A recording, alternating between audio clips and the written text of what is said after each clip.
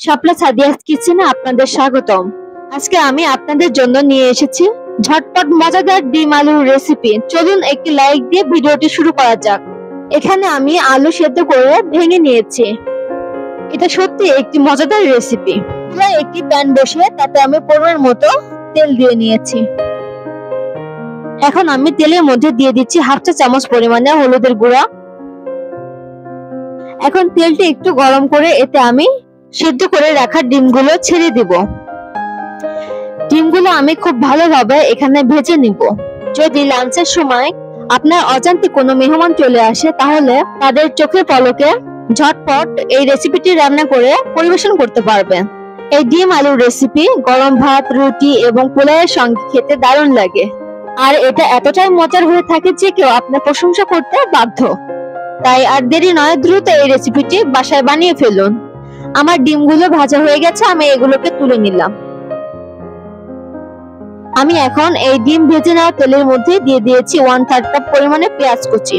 এখন পেঁয়াজগুলোকে একটু নেড়ে এটার কাঁচা ভাব দূর করে দিয়ে দিব 2 চা চামচ পরিমাণে করে নেওয়া মিক্স মশলা।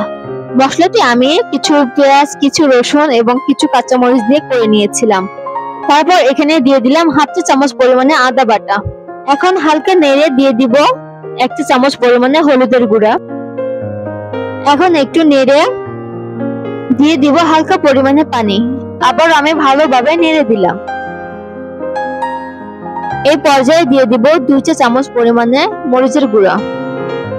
গুঁড়াটি দিয়ে আমি আবারও খুব ভালোভাবে নেড়ে নিলাম যেন সাইডে লেগে না যায়। দিয়ে দিলাম হাফ চা চামচ পরিমাণে ধনিয়া গুঁড়া। এখন দিয়ে দিব স্বাদ মতো লবণ। লবণ পুরোটাই আপনাদের উপর ডিপেন্ড করবে, কে কতটুকু লবণ খান সে পরিমাণে দিয়ে নেবেন। এখন এগুলোকে খুব ভালোভাবে মিশিয়ে নিলাম। তারপর দিয়ে দিলাম 2টি তেজপাতা, 2টি দারচিনি, 2টি সাদা এলাচ এবং 2টি কালো এলাচ দিয়ে নেড়ে নিলাম।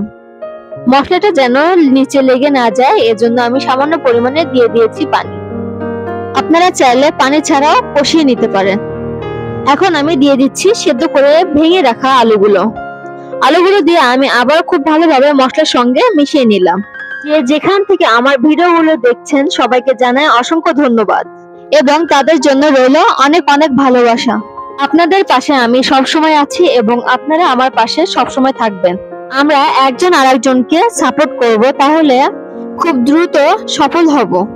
আমি ডিমগুলো দিয়ে কিছুক্ষণ নেড়ে এখন ঝোল দিয়ে দিলাম। এখন কিছুক্ষণ জাল করে ঝোল কমিয়ে নিব। হয়ে গেল আজকে আমার আলু ডিমের রেসিপি। আশা করি আপনাদের ভালো লেগেছে। ভালো লাগলে অবশ্যই পাশে থাকবেন এবং আমার চ্যানেলটিকে যারা সাবস্ক্রাইব করেননি তারা অবশ্যই সাবস্ক্রাইব করে দিবেন। আল্লাহ হাফেজ।